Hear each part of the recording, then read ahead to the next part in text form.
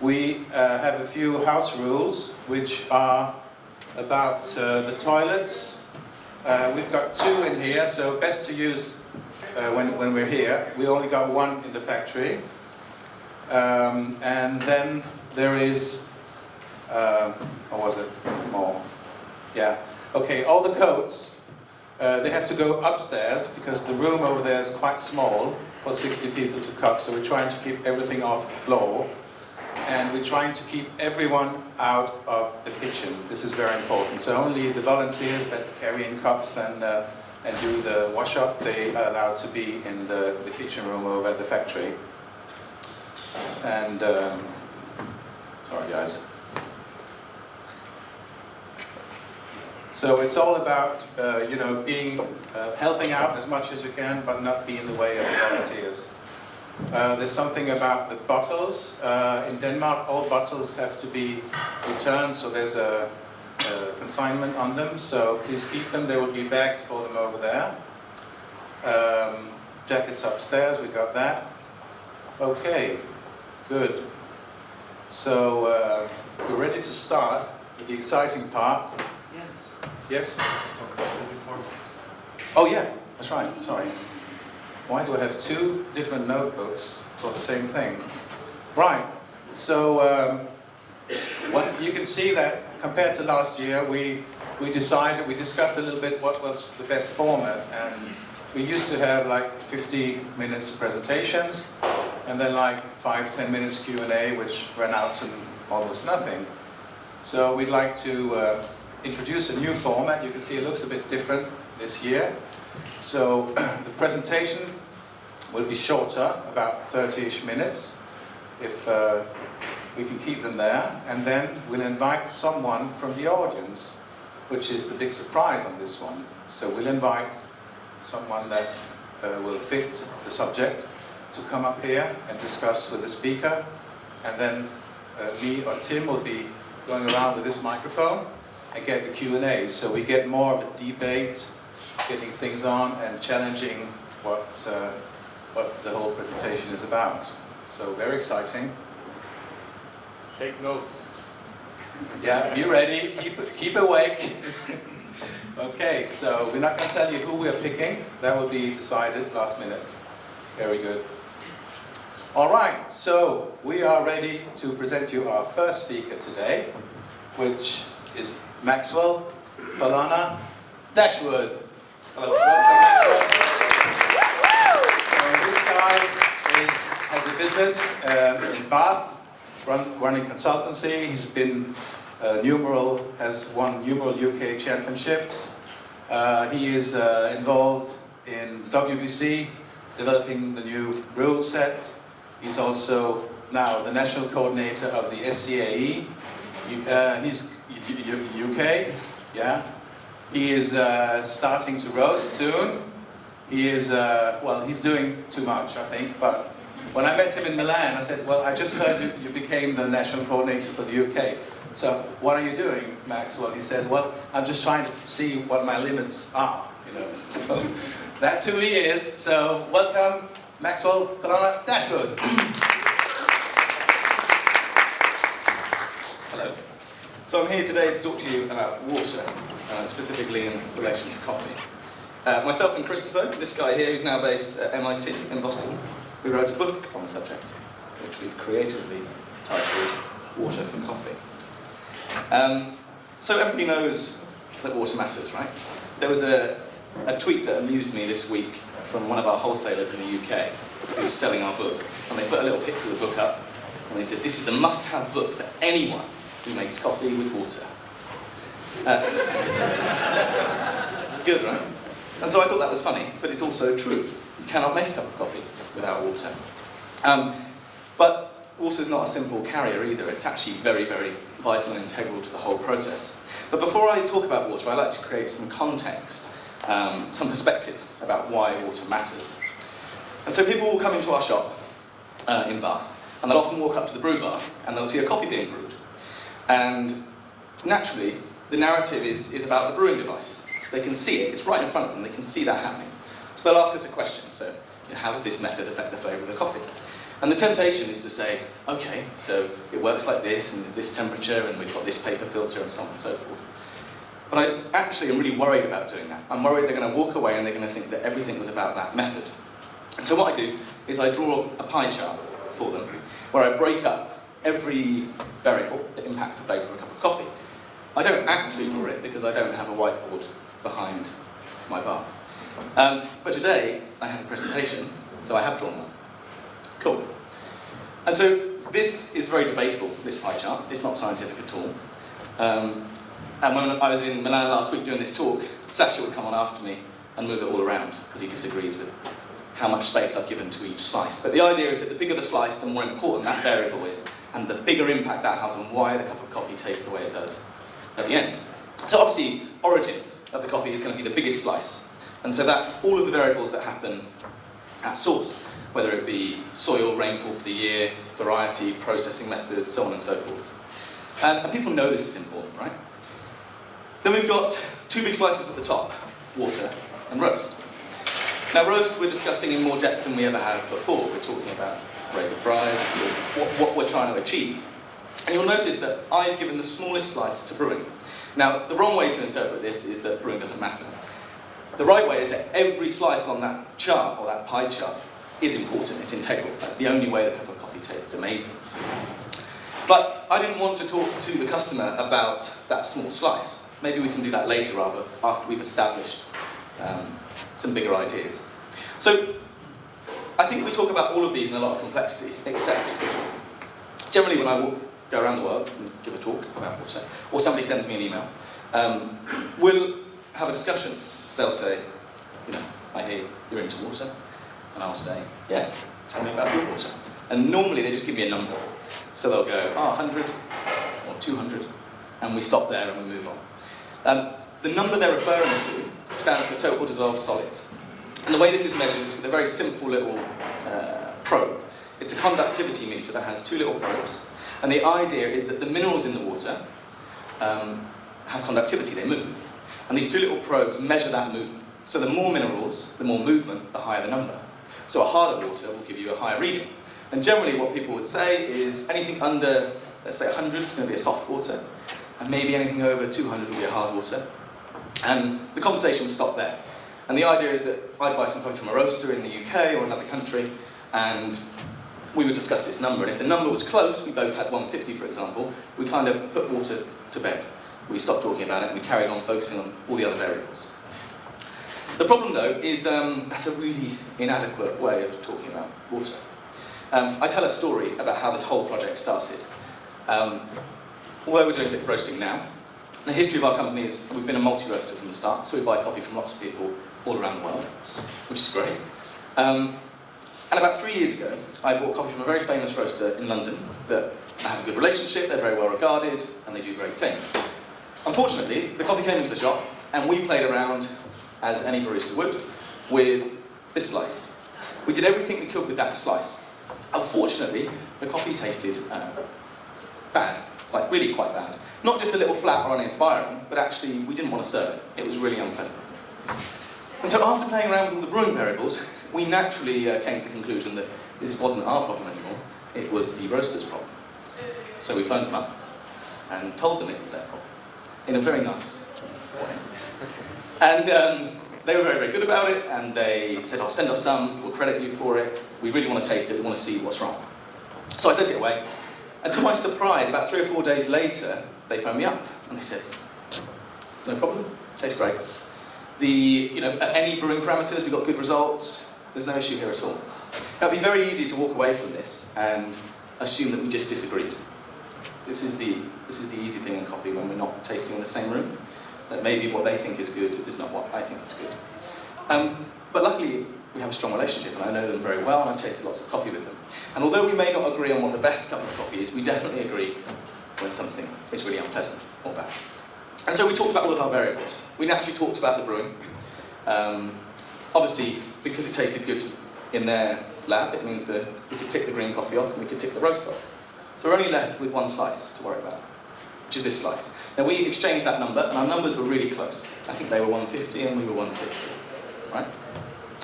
But I had all these nagging questions. It wasn't just me. the roaster, or the owner of that business, said something to me that was very, very profound, and I think started this whole project. He said to me that water really unnerves him, because when he tastes coffee in different places around the world, the impact that water has means he's not actually sure what the true character of any given coffee is. So yeah, good point. So, it's one thing to have all these questions, it's another thing to be able to answer them. And so, I needed to collaborate with someone.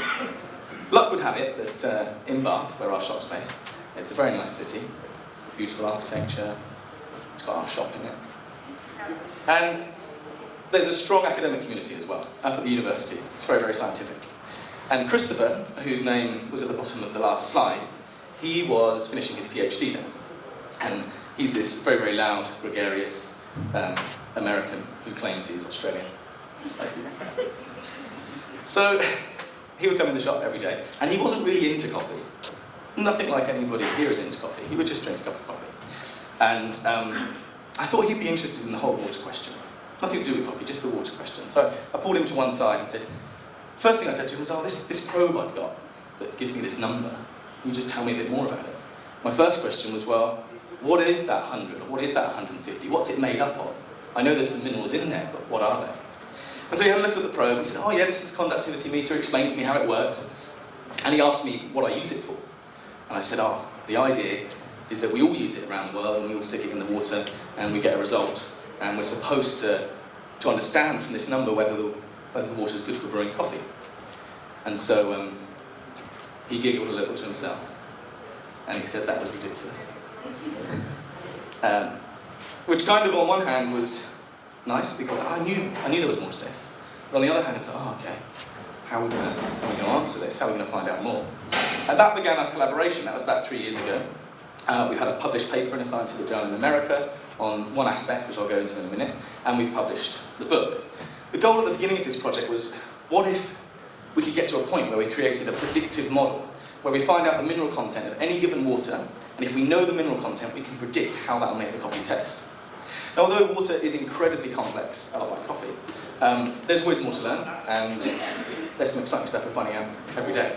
But I think we've got to that point where we've got some kind of predictive model, and that's really exciting. And that's what I'm going to tell you about now.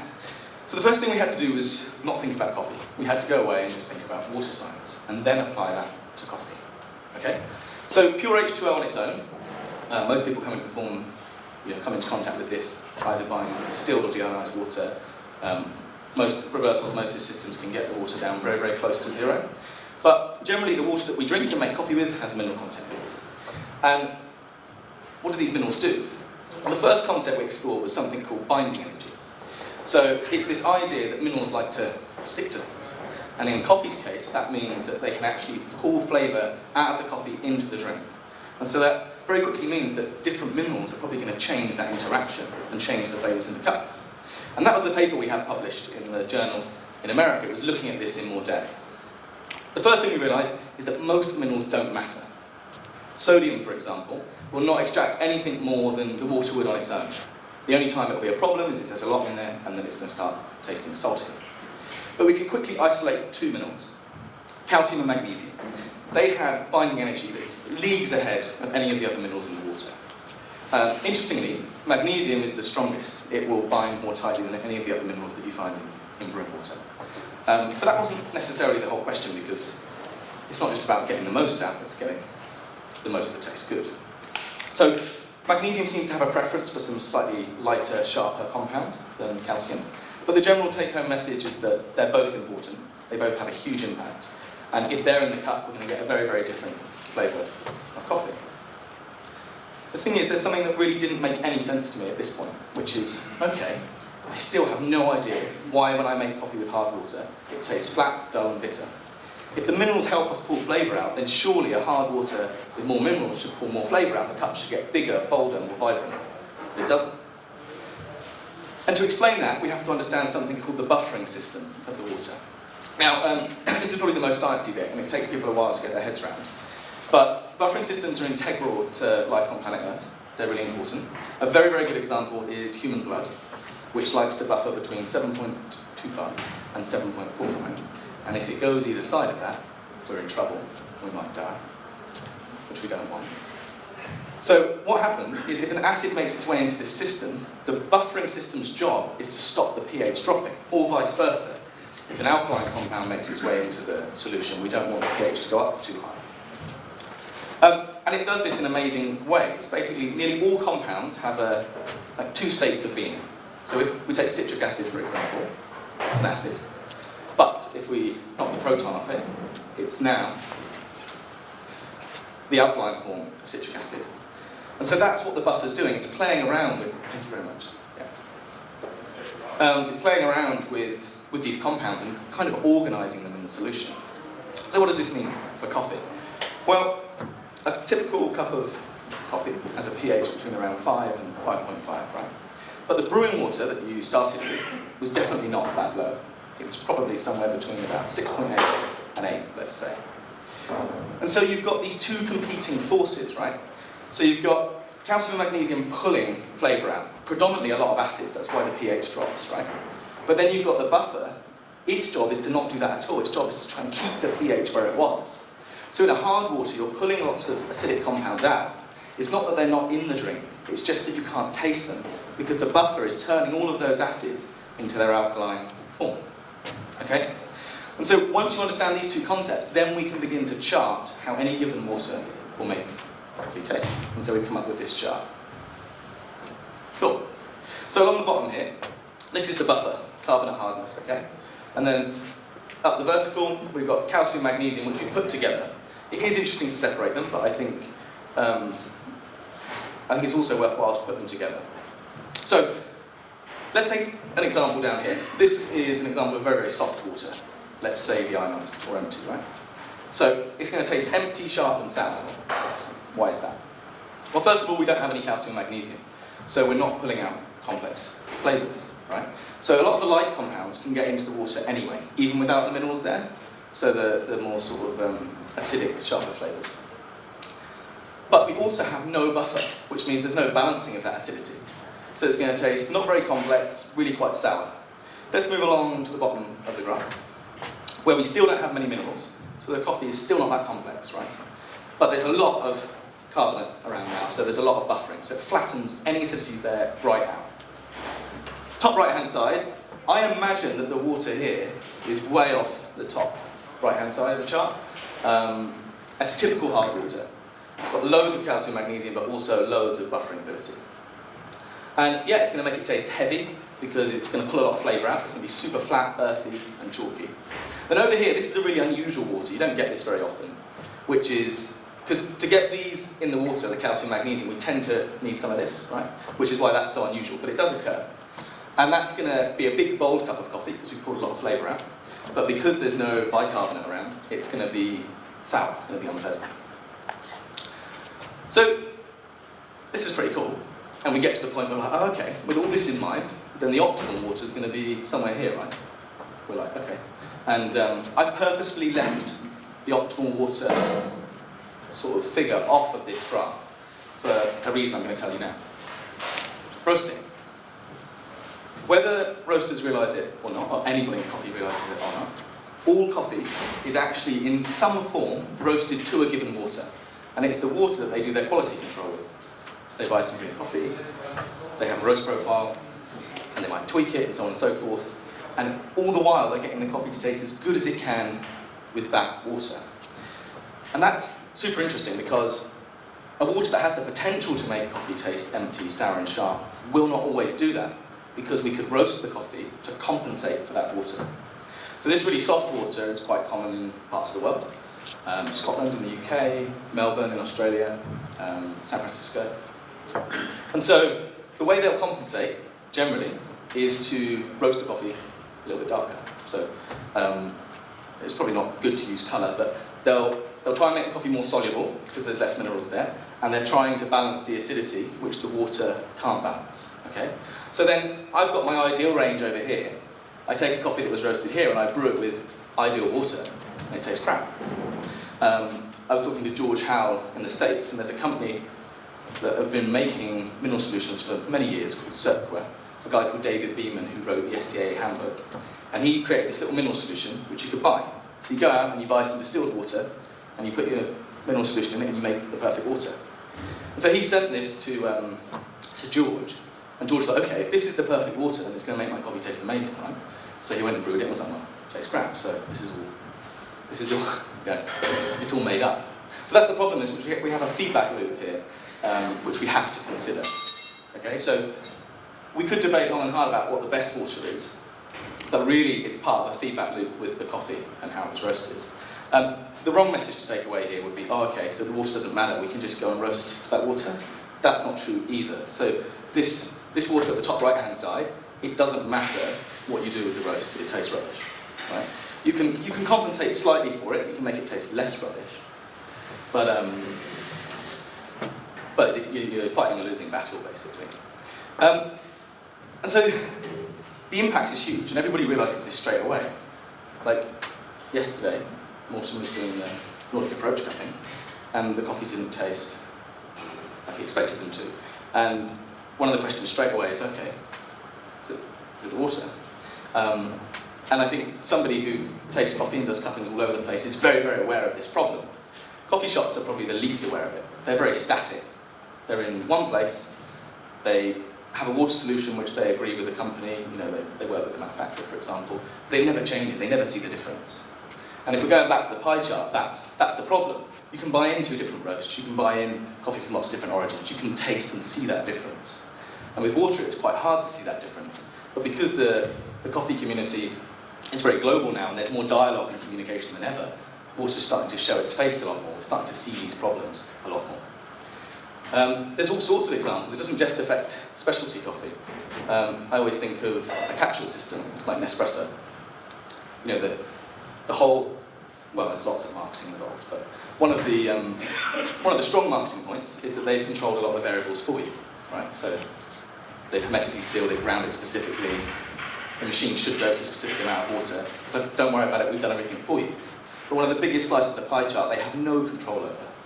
Other industries like beer or wine, they actually sing about their water. They tell you how valuable it is. They're like, oh, okay, this beer was brewed with this special water in this part of the country, that's why it's an IPA, or so on and so forth. We can't do that in coffee. We kind of have to sort of awkwardly walk around the whole water issue, you know. And so where are we going? What's the solution? When I first started giving this talk, I was finished now, and I'd get off stage and people would be like, okay, great, so you've pointed out loads of problems. Give us some solutions. So I just like to go through the solutions that exist at the moment in the marketplace that are very common, that everyone here would probably come into contact with. There's two main filtration solutions on the marketplace. There is something called a cartridge. Most people just sort of, it's actually technically called an ion exchange. We kind of discuss it as a tube. Oh yeah, got one of those tubes under the bench. What this does is it's really quite clever chemistry. It swaps things around. So the resin will be laced with certain compounds, and the idea is you're swapping stuff out of the water you don't want and putting stuff in that you do like. The other solution is reverse osmosis. Now, reverse osmosis is technologically very, very clever and quite complex. It was invented by the American Army to create safe drinking water in war-torn parts of the world. And what it does is it goes against the law of thermodynamics and pushes water against a membrane at very, very high pressure to try and get the minerals to one side and pure deionized water to the other side. The thing about RO, though, is although the technology is incredibly clever, what it does conceptually is actually rather simple. It just dilutes your water, right? So if you start with a combination of minerals you don't like, you're going to end up with a combination of minerals you don't like. You're just going to end up with less or more of them, right? Both of these systems don't give us what we want because they're fixed systems, right? So they're not adjustable. They just work in a set way. The problem with fixed systems is if the thing going in is changing, then the thing coming out is changing because the system just does the same thing every time. I guess in an ideal world, you'd like a really clever system that would adjust, like an intelligent system, which would adjust for the water going in to achieve the same water going out. In engineering, they call it a control system. And the best example of a control system is a building. So the movement or the wind is changing all the time, so that the building stays up because it can deal with that difference. Right? The last solution, which hasn't not been played around with at all, but does exist, is a dosing system. So this is where we would, for example, we would reverse osmosis the water down to almost nothing, and then we would dose in minerals. And actually the key here is we need a very, very efficient system.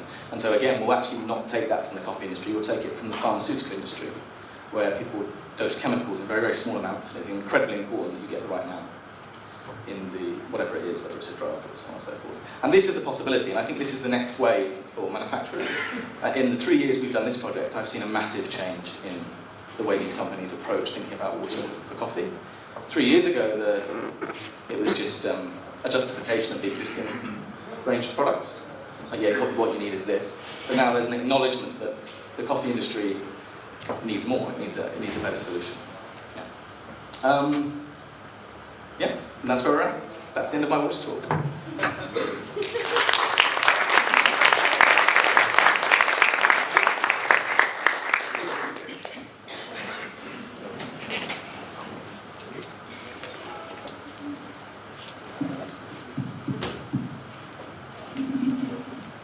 I'll sit down. Yeah, you may sit down. Thank you very much. Which seat? Since Jens is fumbling with the mic, Thank you, Max. So, I can say that. Thank you, Max. yeah, so... So we want to invite some people on stage, right? Exactly. But I just have one question for you, Max, because we never got the end of the story. So what happened to that London roaster, and what was the end of the whole story of that one? No, it's a really good question, actually. We ended up in a position where, for quite a long time, I just stopped buying coffee from them. Right, okay. So that is the unfortunate solution, which is, it's an interesting argument. You could argue there's a local argument there about buying from a roaster with a comparable base water. And so we understood we understood where the problem had come from, but we didn't really have a solution to it. Either deal with it and expect that to come along and continue to buy from them, but it changed who we bought from, which obviously is not good for them. We'll find out tonight who it was. Anyway, so I'd like to see Chris Shepman up here, please. I know you've been working a lot with water, so have a seat. Chris. And Mons. So, Mons, please come up on stage. How are you? and Mons from Espresso Specialisten. Okay. So we're missing one mic here. We can share here. Yeah, you just take it, Mons. Sit down. All right, so we got this one up here. So what do we do now? You know, that's the big question. So, Chris? Well, I think the problem is that it's a bit too vague. The whole system, it's impossible. First of all, if we do this for cafes, that's one thing. But how do you actually, how can we do this for consumers, like normal customers? I think that's a good question to. Yeah, I don't see an answer. Yeah, no, absolutely. Well, that chap, David Beeman, who created that mineral solution, it's a really neat idea, but I don't think there was the value there at the time. And also, it's whether people are going to pay for special coffee water. Whether they're going to sell it by a liter in your shop. Yeah. Or your other option is to, as a roaster, you could. It's like any feedback loop, right? So you roast to whatever your quality control is, or however you grind for your cupping, or however you decide on whether something's a good espresso. It's the same with water, so maybe the roasters can consider different waters, right? So we're not going to get people to buy or make water themselves, but we keep an eye on how our coffee tastes across a range of waters. This would be the most immediate solution I can think of. But I think it's one of those problems that there isn't an end solution to. I don't know. What frustrates me a little bit is that I don't see that there could be an answer for this. I think it's just kind of like the balance of your spectrum of coffee, that it's going to give you a range of different flavors everywhere. Yeah, absolutely. Yeah, and I think for a lot of people, they're surprised at how big that range is. And it's coming to terms with that. It's scary. It is scary. But you've been doing some work with roasting for how it's going to be brewed, for bringing out acidity, and we've been doing this a little bit too. Talking about low left-hand side of your... Yep, the soft water. Yeah. I find it interesting to work with brewing when you roast. Yep.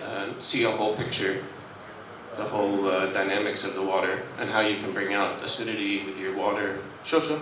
So roast a little bit sweeter and drop the water. Yeah. Yeah, definitely. Well, I was thinking with one of the manufacturers that I'm discussing trying to create mineral solutions with, our question was, do we offer a mineral solution in the centre that we think is optimal, or do we have a range so people could choose if they wanted more acidity? That was the question for Mans, for what he's been doing. well, Mons is, yeah, maybe you want to talk a little bit about, maybe you don't, I don't know.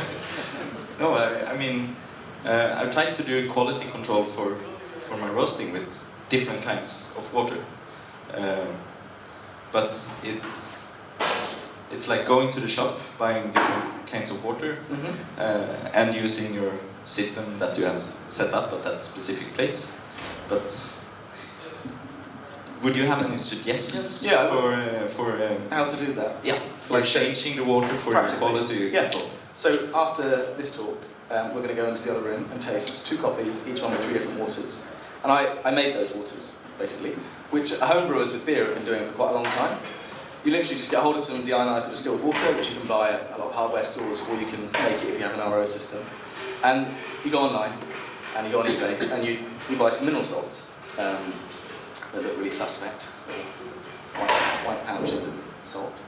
And in the book, actually, the problem is it's slightly complex because magnesium chloride is a way of getting magnesium into the water, which I've used for the water we're about to taste. But the problem is that magnesium chloride weighs a different amount to calcium chloride. So in the book, we actually have a section on making water, and there's a few calculations you can do, and you go, okay, I want 100 parts per million of calcium. So you just do the calculation and you can build the water. And obviously, this isn't a large-scale practical solution for a shop, but it's brilliant for policy control. And actually, what I've noticed on barista forums and stuff is some of the people who have taken this up the most are homebrewers. They're people who can fiddle around at home, make some water, and so on and so forth, and that's become quite common. Yeah. So I know there's a company in Germany that's been doing water for coffee for a long time. Okay. Poo. Okay. Have you tried their water? Because that's one of the benchmark I've been working for. But I actually don't understand what's in the water. Sure. They just tell me that it's a good water for coffee. Yeah. So at least there's a benchmark that I can work with. But does it taste good? Yeah, the coffee tastes pretty good with it. Yeah. At least the roast I have. What kind of measurements are you getting? Like TDS and... I'm usually roasting pretty light, not super light, but a lighter style of roasting. But I kind of find that if you roast the coffee well, it will extract well on most waters. So I kind of have a feeling that this is really interesting, and I love to dig into it. But it's almost like water have more in common than it differs. So if there's a good roast, it, in my opinion, often tastes good on different waters. But what's good? Yeah. No, I think the problem for us is that when we think about roasting and the solubility of our coffee, and let's say we want to drop the solubility, we've been actually charging a little bit lower, not penetrating the beans much, which actually makes it much more soluble in a way. Have you found a correlation between water and the solubility? So having the same coffee with different waters and changing the TDS and... Yeah, it will. Yeah. So it will. With the really soft water, it's hard to achieve as high extractions. Yeah. There is a limit because what actually happens is when you start using really, really hard waters. I remember when I got onto the topic, and one of the things I was told at the beginning was that. So the existing knowledge in the industry was definitely right on soft water. People said, "Oh, you don't want to use really, really soft water because you need some minerals to pull out flavour." So that bit was correct. The bit that made less sense was the idea that why does hard water taste bad? And I was told at the beginning that it was because the water's saturated with minerals. So it's too full, right? So you can't extract enough. And then that's not actually technically true. You'd need like 5,000 ppm to start losing space for coffee. You know, the amounts that mean a lot to us, 300 ppm, is tiny, really. It means a lot for flavour, but for saturation it doesn't really exist. But people do notice that when they use really hard waters, their solubility does start to drop.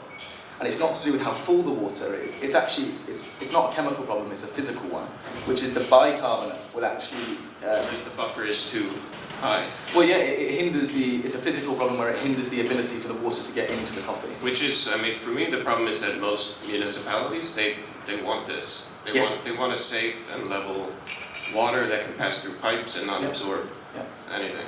Well, so this is like our enemy, in a way. Yeah, quite right. I mean, it's interesting as well, because a lot of the municipal water. Well, the waters I like to drink as well are high buffering. It makes them really smooth as well, but I don't like to make coffee with them. Could we get back to the consumer thing? So anyone here, how do you help your consumers, I mean the private people that buy your great coffees, to actually manage the water thing? I'm asking the audience. Anyone? No one's interested. I don't think there's I had this Go on. BWT thing, you know, where they put magnesium and they take out some of the whatever it is. For me, it works at home. I mean, it does improve because the water here is just like rock, you know. Yeah, absolutely. So that would be my first. So I think it works fine. I mean, for an approach, at least to get something decent out of the coffee. Correct. But I don't know what it does. It just works for me, at least. No, absolutely. Those jugs are the first thing I recommend to people. I also think it's quite common for a lot of coffee people to recommend bottled waters in whichever country they're in. So they find out which waters are actually quite good, and that becomes a recommendation that people use. Intelligentsia recently you could go in the store and you could buy their water. It actually got a lot of bad press because there's a water shortage at the moment in that part of the world. So using the RO is actually spilling a lot of water. Correct, yeah. Okay, I got the first question from the audience. Great. My name is Martin from Coffee Shop in Denmark. We actually do sell water to our customers from our RO system. Okay. Yeah. And they have, I mean, it's only the hardcore buyers that actually also buy the water, but it has made a huge difference. Yeah. Definitely. It's when people taste it, right? It's when they taste it and they can see the difference, then suddenly it becomes valuable. We tried to make an open cupping as well with different waters. Okay. And after that, we have actually sold quite a big amount of water as well. Okay, interesting. Yeah, that makes absolute sense, and then they get the comparable result. Because we have this all the time with people will buy coffee and they'll ask you how you're brewing, and they'll buy some scales, and they go to all this length. And you know, a lot of them are very clever. They come back and go, it still tastes nothing like it does in the shop. Marta? I have a question for you. Yep. Your chart's really interesting. Have you tried cupping defects or defective coffee? With the different waters? No. Yeah. No, that's a great idea. Do you mean to bring out some of the defect? Or? No, I just wonder if you had like a sour and you could balance the it. opposite water, you know, in terms of like some people trying to establish relationships with farmers who have a shitty crop. Yeah, absolutely. Well, I think this is a question we had when we started the whole project, was do we want to get into a position where we're actually manipulating the water to compensate for an inadequate coffee or inadequate brew? And we used to recommend different water spec for espresso and for filter. And then I was pretty sure that I was just using the water to balance negative acidity in the espresso. And so in the end, we decided against that. But there is that question. So I remember when I did a talk and somebody asked how I feel about the idea of water terroir, this idea that this is an exciting good thing. It means that coffee all around the world tastes different because of all these different waters and that we should embrace it. But I actually think that it actually muddles the waters. It makes the conversation more difficult. So I think a more standardised water would be better for those kind of relationships. Or also maybe having a roaster who understands the different waters and can actually roast for different regions. Yeah, that's another possibility. So Brita, the jugs that you can buy, they actually manufacture the jugs differently in Europe than they do in Asia, because even though the water is very, very different here to Scotland, they work on an average for Europe and an average for Asia, and it's so different that they actually make the jugs differently. Obviously for the roaster, it's a whole new set of... I mean, it means you need to have multiple QC, different well, it's a lot of effort. Exactly. And is it valuable enough? Yeah. We've got another input here from Glenn, Belgium. I'm just wondering, the situation that you told us with your roaster, that you just skipped? Is that not a problem if we, for instance, have our bar, we try to make top-notch water, but then we have prospects that come in our bar, like our coffee, and then we send them home with coffee in for their bar, and they're just using with a filter or whatever. They have the same problem as you have, but how do we handle that? Do we just say, yeah, maybe we just go for commercial filter, and we just go average, and we advise our clients to go for that filter, or how do you? Yeah, I think it's. I think it makes the most sense to. So I've thought about roasting to really soft water, right? Because that's the only one on the chart that's really easy to achieve anywhere in the world at any given time. You know, you take all the minerals out of water, it's the same. It's just H2O. So that's repeatable. So maybe I don't think it makes the best coffee, but it's the most easy for anybody to achieve anywhere. So maybe, even though in an ideal world you think, oh, I think the coffee tastes a bit better with the water in the middle, but actually to achieve a better standard across a bigger amount of customers and a bigger amount of people, maybe you make a compromise and go to the softer water. But yeah, I think it makes sense to find a solution which is achievable for a lot of people, and work off that solution.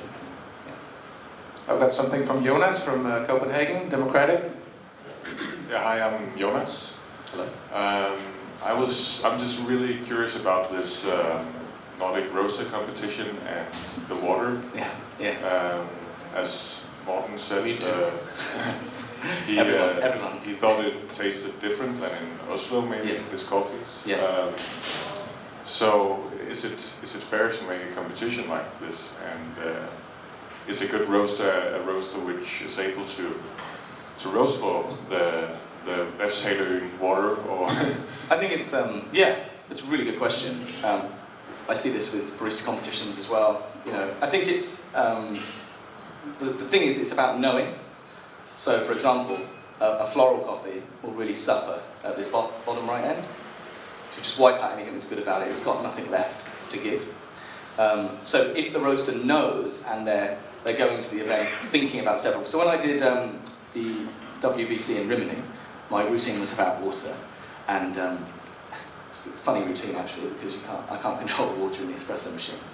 So what we did was we roasted the coffee to several different profiles in anticipation for the water, and then when we arrived, we tested the water both with simple little drop test kits, which by the way I didn't mention in my speech, but that's the best way to test water. The aquarium industry use it all the time. They're really, really easy, and then you can get rid of the little TDS meter that doesn't really tell you anything, and you can measure it with little drop test kits, and it will tell you both of those charts. But anyway, so we got there and tested that, and then tasted them, and then chose the one that we thought was best.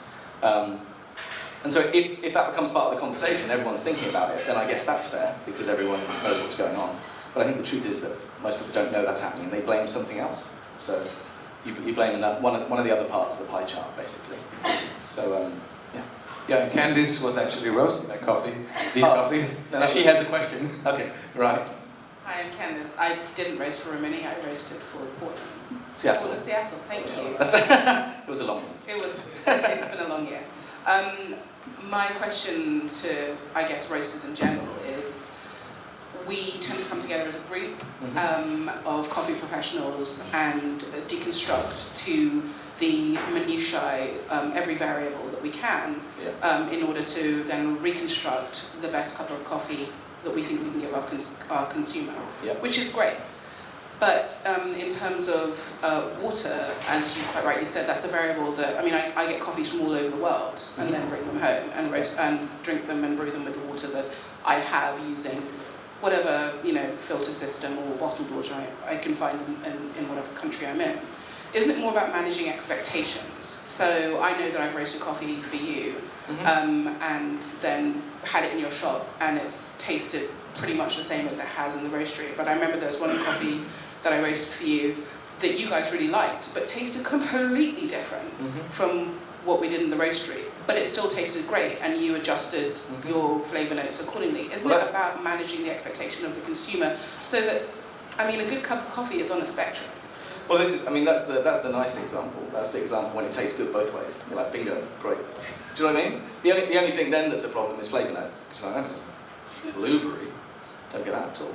But I mean, I think that's a nice example. That's an example where it worked. I think the examples I'm interested in is where somebody comes back, a coffee shop gets back to you and says, you know, I don't think this coffee's very good, I think it's underdeveloped, or I think it's roasty, or I think that's the problem I'm interested in. But yeah, expectations, very interesting, because it's all about reference points.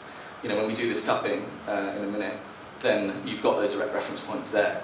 And it's whatever your reference is where you stake, you know, what you want to achieve. But yeah, I think you're right. I think there's a lot of people who probably haven't tasted it the other way, so are happy the way they are. Yeah.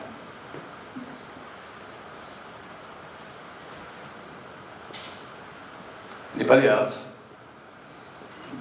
Can we talk about the future a little more? We should. Not about the past, should we? Well, because I think it's, we have a lot of people here, and maybe there's some interest to come up with a kind of perfect water. Yeah.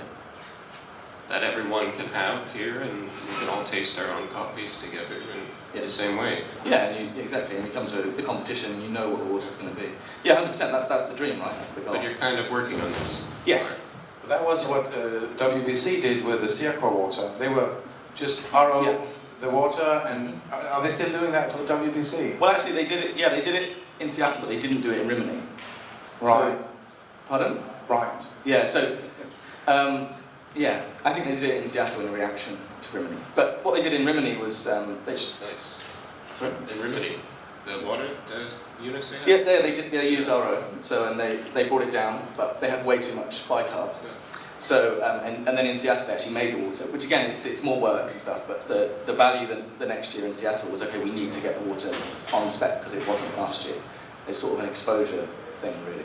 But yeah, so it's possible to do. And then I guess the debate is whether you like that water. So who sets that standard? But it's also something where, all of us as roasters could taste each other's coffees how they want it. Yeah. So you don't have to necessarily use it in the long run, Exactly. but you could use it to improve dialogue. But then you end up with a problem with the consumers, because they don't have that water. That's true. Mm-hmm. Yeah. It sucks. It sucks, doesn't it? you can't do it without any of the water. Jeez. That's our take on the future. Anyone? What's that? Oh. Kayla? Hi guys. So my question is, and you don't have to go so deeply into this if you don't want to, but I saw that you have recently got the stronghold and you're kind of venturing into the roasting thing. Uh-huh. How are you even approaching this? Yeah, I mean, I know. there is so many variables, Yeah, I know. I've really put my foot in it doing this whole water project because every time I talk about roasting, I'm like, what are you going to do for the water? I'm like, yeah, I mean, we're tasting the coffee with different waters and so on and so forth. I think rather than doing the coffee we want to sell, we're looking to try and sell it to a global audience. So I do like the concept of what Brita have done with those two different solutions. So I was thinking of maybe having two roasts, a soft water roast that can be achieved anywhere, and then the optimal roast, which ideally I'd like to be in a position where I can give people that water. So I go, okay, here's the roast and here's the water. We're not there yet, but it's on the cards. So would you do multiple different profiles with the same coffee, and then cut them with the different waters? Is exactly. That kind of like map out how you react to those different textures? Precisely. Yeah. Conceptually that's the idea. Again, logistically, it's about whether there's enough value there to do that. Whether the increased cost, time, and energy is what you wouldn't have time for all the jobs you have, would you? It's That's all right. Good. So we're sort of rounding up a little bit. Should we just? We're ready for a cupping, which will be exciting with 3 different waters, 2 different coffees. Yeah. So Chris. No, I was just going to talk about because if the coffee doesn't have to be hot, it's not really a problem because you can actually just brew the coffee for we've been doing a little stuff with Corey Andrew and these.